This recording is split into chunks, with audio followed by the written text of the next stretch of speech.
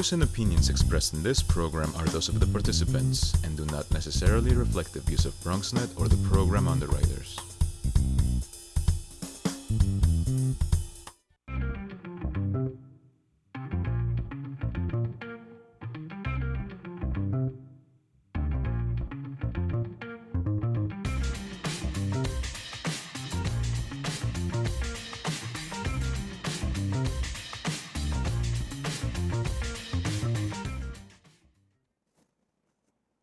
Hey there, welcome to the Bronx Buzz. This is Bronxnet's TV show where we talk to journalists, writers, videographers, filmmakers, anybody doing things that are putting out, interpreting what's going on in the Bronx and putting it out. And this evening we are just thrilled beyond belief because we're getting right into the NYPD tonight. Normally we break the show up into two segments and bring in two different guests. Tonight, because this is so important, we have one guest for the segment, and he's the author of the brand new book, which I'm going to hold up for you, which is called The Women's Bureau.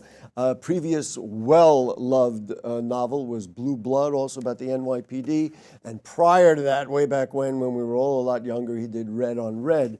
And so it is my extreme pleasure to welcome who is now also the Director of Executive Communications for the NYPD, Ed Conlon. Ed, nice to have you with us. Nice to be here.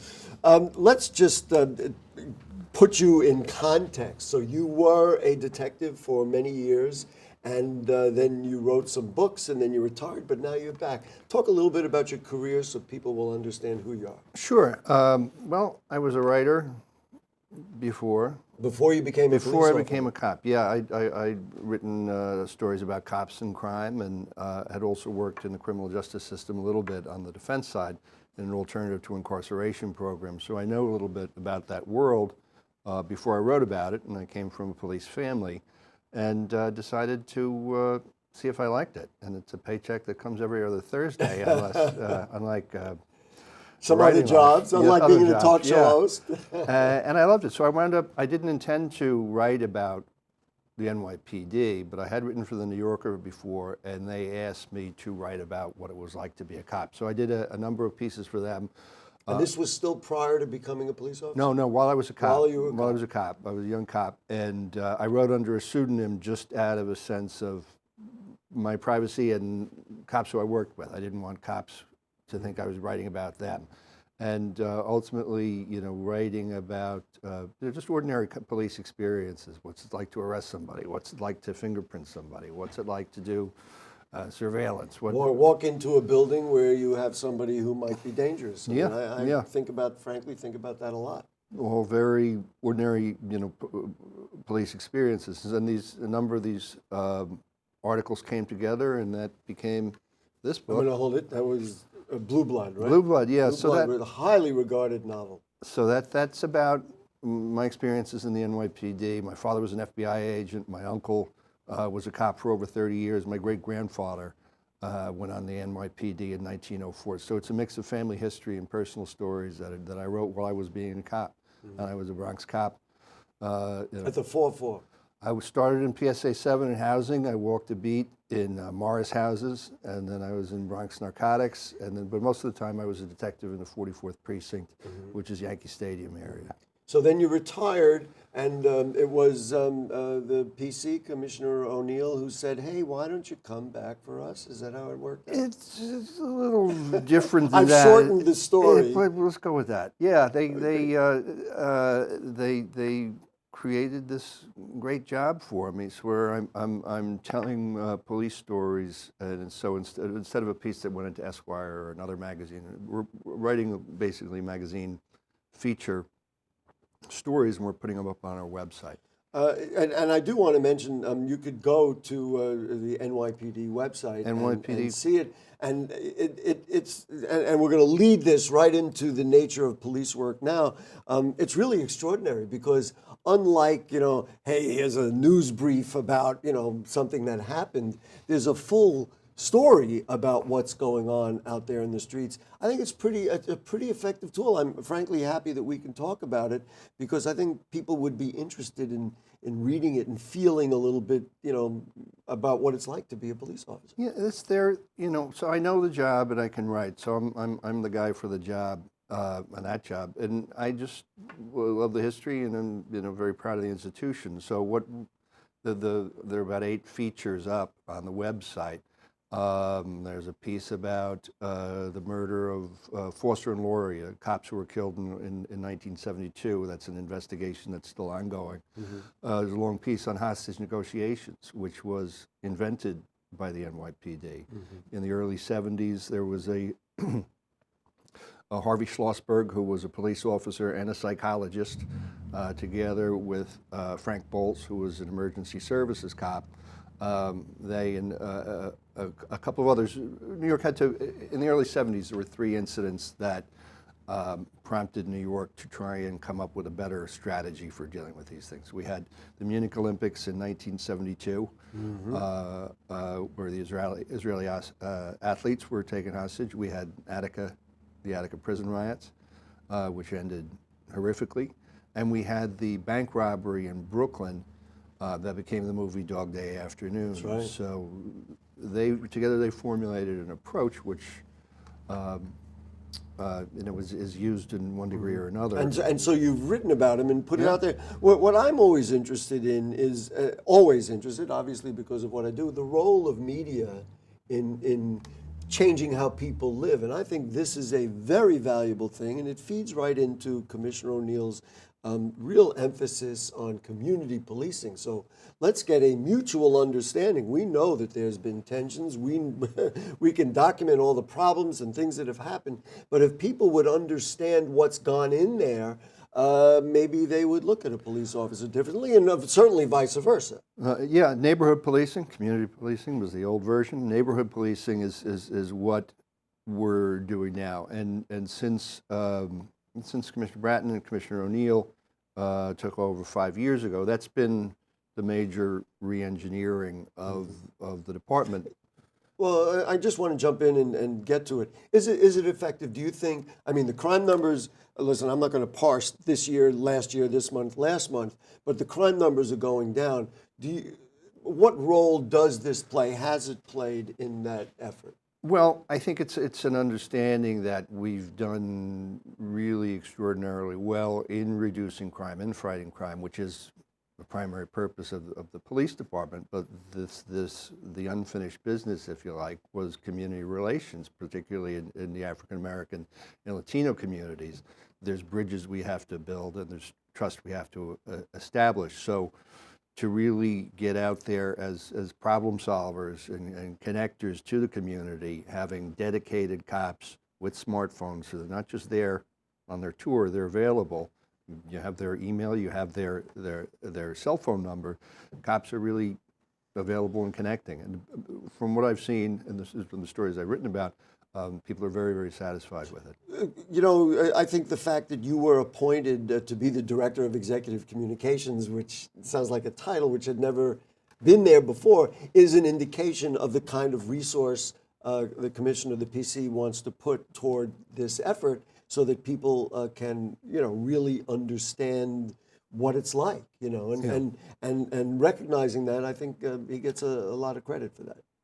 I hope so. I hope to make people understand, and I hope what it is we do. It's a big, complicated department. It's a gigantic department with gigantic responsibilities. Yeah, it's larger than the security forces in some nations, frankly. Yeah. And a lot of people just notice when something goes wrong, and just to understand the enormity of the day-to-day effort with people and helping people and solving little problems is that what the largest part of police work is. Let's start with Blue Blood, and we're going to take a break, and then we're really going to get into the new one, which is the Policewomen's Bureau.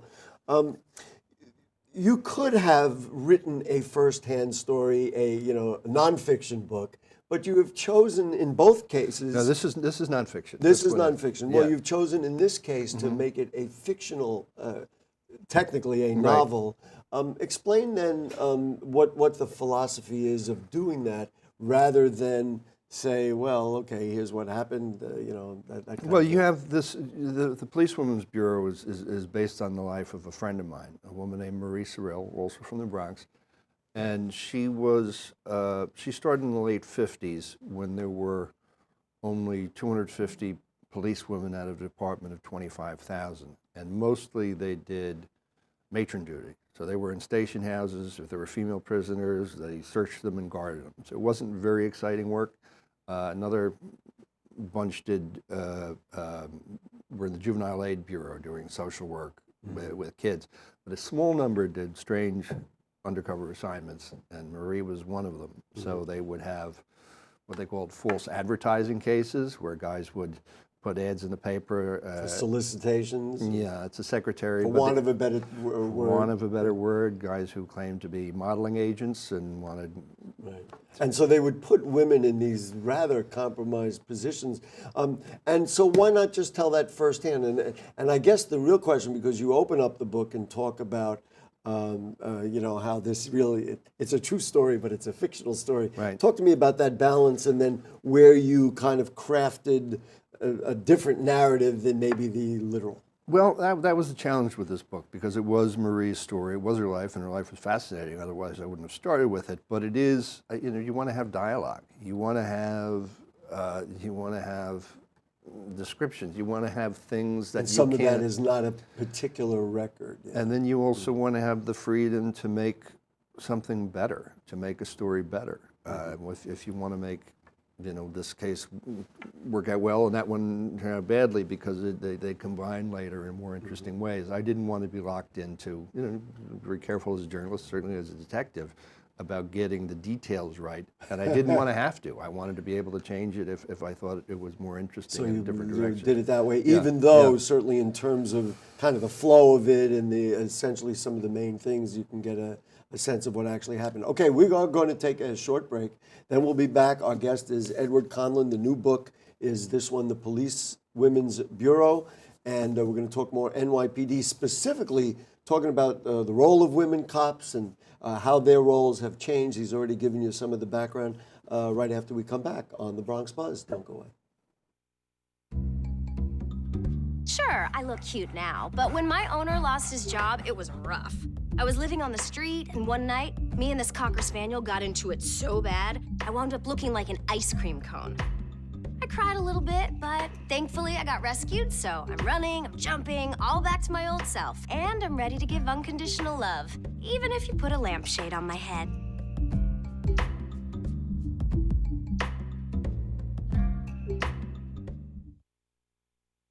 It's not always easy being a dad. Do you have panda asthma too? Does that run in the family? This is the home of the most priceless kung fu artifacts. But when you make an effort, Dad, we're not supposed to touch anything. Oh, sorry. Go along, son. it's always worth it.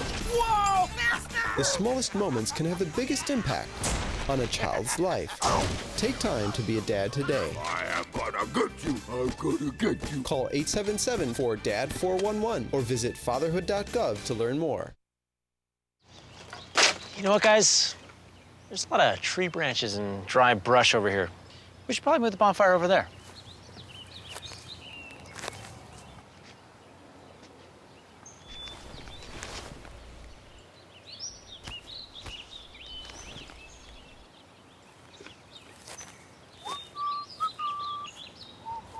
I'm guessing Smokey liked that idea.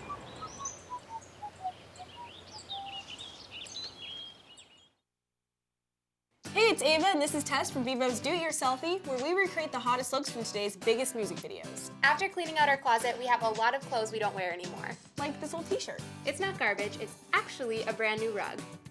And to make it, all you need to do is cut, tie, and glue. Cut the t-shirt into strips. Tie the strips into knots. And glue the knots to the bath mat. I love it. Give your garbage another life. And recycle.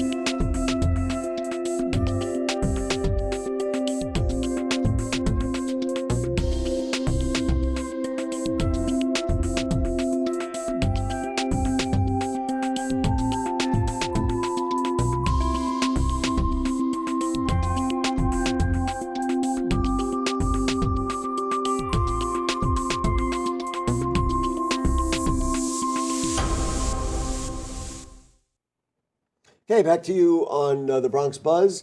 And our guest is Ed Conlon, the author of this new book, The Policewomen's Bureau. The book is so detailed. Did you sit and kind of conjure up stuff? Did you talk to Marie and have her explain to you every little bit? I mean, there's a lot in here, and if you do it, you really can follow along how things happen in a very detailed way.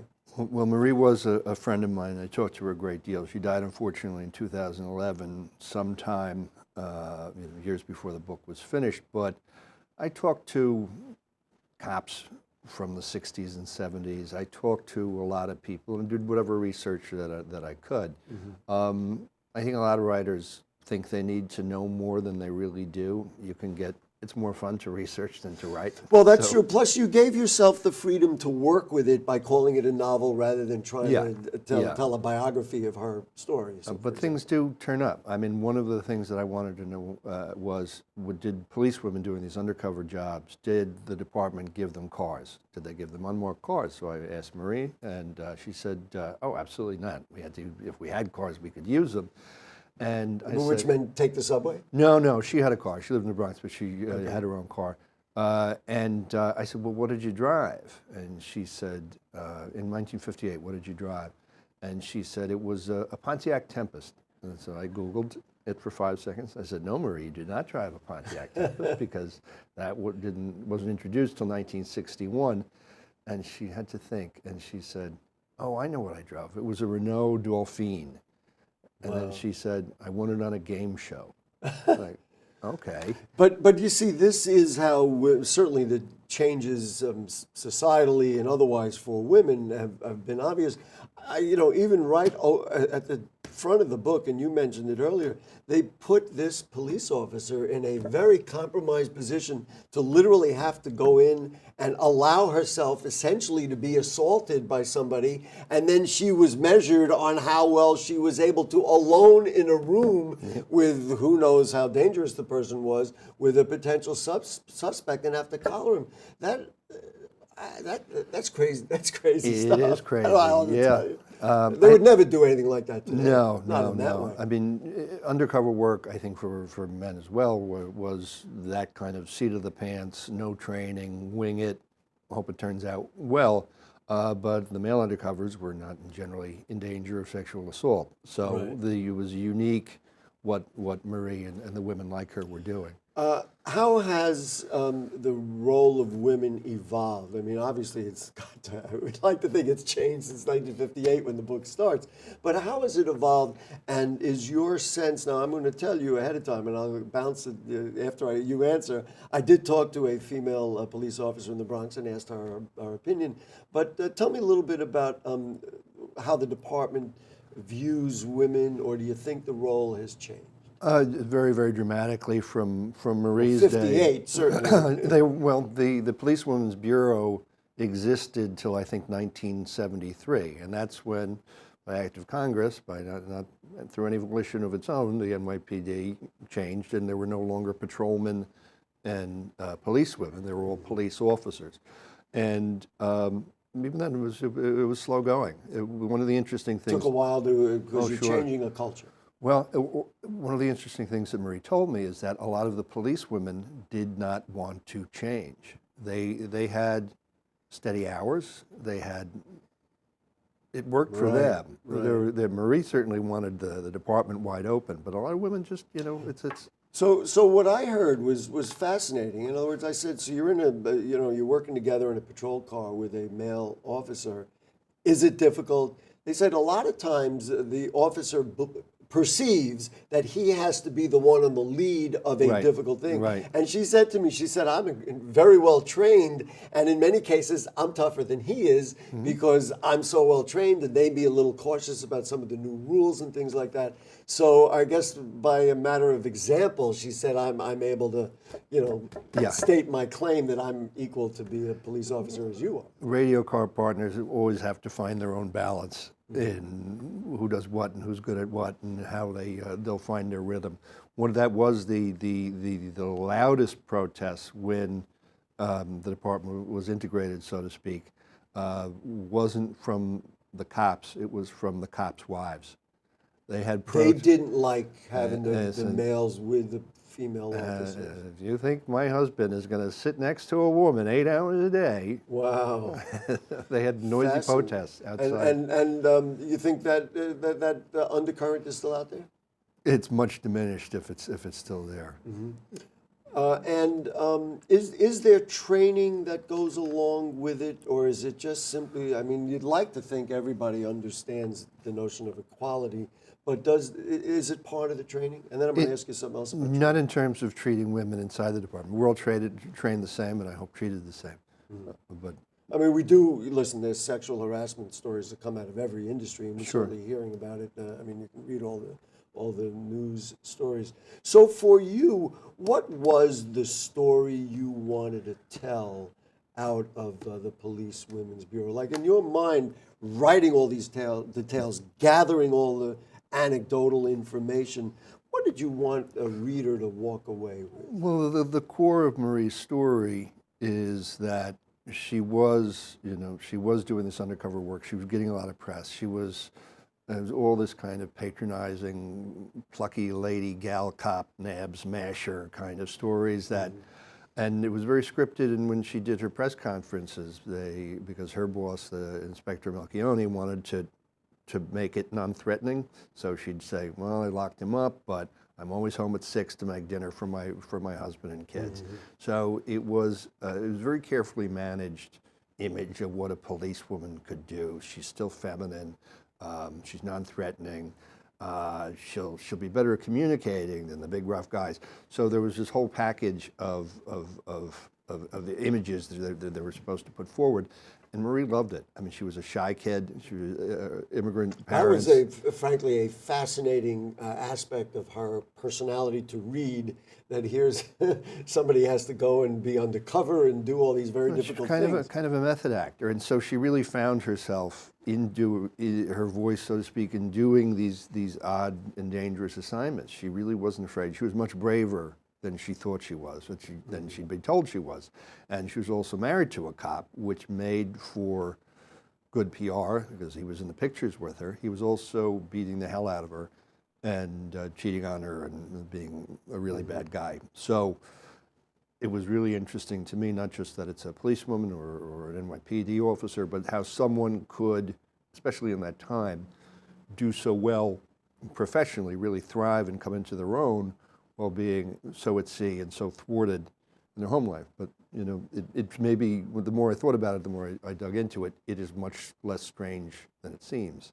Much less strange. Because this domestic violence wasn't understood then. Because she was, and it must be an incredible thing personally to wrestle with, to be a victim in that way, and then of course be upholding the law when you walk out the door and put your badge on every day. Reason number 503 why she couldn't tell anybody about it. She was an Italian in an Irish department, and she was a woman in a man's department. So Italians wouldn't have liked her to be telling Irish bosses about it, and the public in general would have said, if she can't defend herself in her own home, why are we paying her to be on the street? So there was a lot of reasons, aside from her, the ordinary reasons a victim of domestic violence has, why she didn't understand it, and going and asking for help wasn't really an option.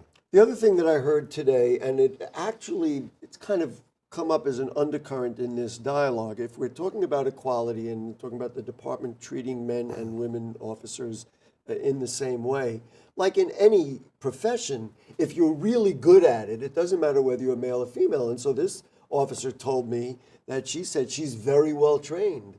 And that is, in a way, the bottom line. We could train them, and she said, because I'm better trained at some of the new technology. But she said the use of the body cams is an interesting. One of the questions she said, if I go visit a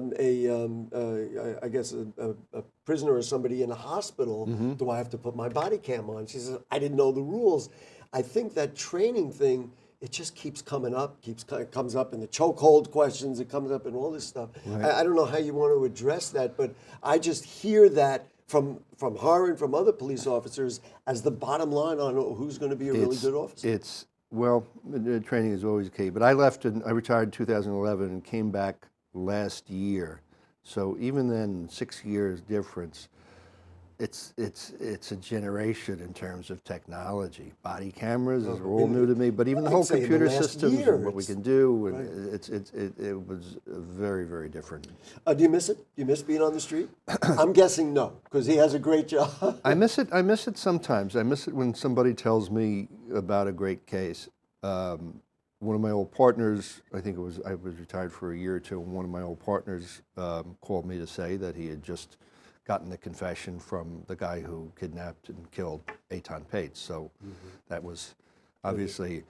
That's the kind of excitement you'd love to still be a part of. That's when you really miss being back in the game. Well, Otherwise, well, let me just add that on the other hand, now you can write that story and write it in a way that people will accept it and learn about it and understand the police work better, right? Do I have that right? almost. Oh, what did I get wrong? Well, that case is still under appeal, so I can't get under the air. No, but I meant theoretically you could do that. And in terms of the writing, how long did it take you to put this together? Because this is quite a volume. I think it was 8 years. 8 years. Mm-hmm. And you worked on it almost every day. Oh, yeah. Wow. Yeah. Is there something next, or really what's next is just more of these pieces for the NYPD website? There is a next one, but I dread the idea of, I won't talk about it, but there's always a next one. Always a next one. Ed Conlon, it is just an absolute joy to have you. For people who don't know, so here we go. The original one was Red on Red. I guess I go this way with it. There we go, this way. The second one was Blue Blood, and the most recent, which is a novel, but it's what he thinks is the truth, the Policewomen's Bureau. It is just fantastic to have you. Thank you for your great work.